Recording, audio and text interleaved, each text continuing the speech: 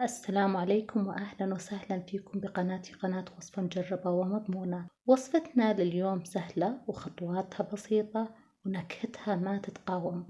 صينية دجاج مع الزعتر والبصل والسماق. عن جد بتمنى تجربوها، وبتمنى منكم دعم قناتي والاشتراك فيها. ويلا نبدأ خطوة بخطوة وبسم الله. كل المقادير راح تجدوها على الشاشة وفي صندوق الوصف. أول خطوة راح نعملها راح نبدأ بتجهيز تتبيلة الدجاج. عندي ملعقة كبيرة دبس رمان، عصير نصف ليمونة، 3 ملاعق كبيرة زيت زيتون، و4 فص ثوم مقطع قطع صغيرة، ملعقة كبيرة ممتلئة زعتر جاف، وملعقة كبيرة ممتلئة سماق، وملعقة صغيرة من البهارات التالية: بابريكا، كزبرة جافة، كيجن، بهارات دجاج، كركم، ورشة فلفل أسود، وملعقة صغيرة ممتلئة ملح. راح نخلط كلها بهارات ونضعها جانبا ونحضر الدجاج. بالنسبة للدجاج عندي دجاجة مقسمة نصفين بجلدها.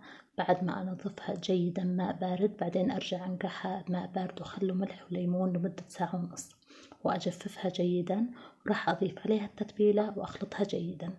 بالنسبة للدجاج أنا دايما أعمل شق على طول صدر الدجاجة ومن داخل الدجاجة، لكن أحافظ على الجلد يظل متماسك. أدخل التتبيلة بهاي الشقوق وأوزعها بالتساوي على الدجاجة. راح أغلف الدجاجة ببلاستيك تغليف وأضعها بالثلاجة لمدة ساعتين على الأقل. بعد ساعتين جهز صينية الفرن. عندي 3 حبات بصل حجمهم كبير مقطعين شرائح، راح أضيف فوقهم نص كوب زيت زيتون، ملعقة كبيرة سماق، ملعقة صغيرة زعتر، ملعقة صغيرة ممتلئة ملح، ورشة فلفل. راح أخلطهم مع البصل وأفركهم جيدا حتى تنزل السوائل من البصل. وبعد هيك راح أضيف كوب من الزعتر الأخضر، ممكن تزيدوه أو تقللوا حسب الرغبة. راح أخلطهم مع البصل وأرتب الدجاج فوقهم ويكون الجلد للأعلى.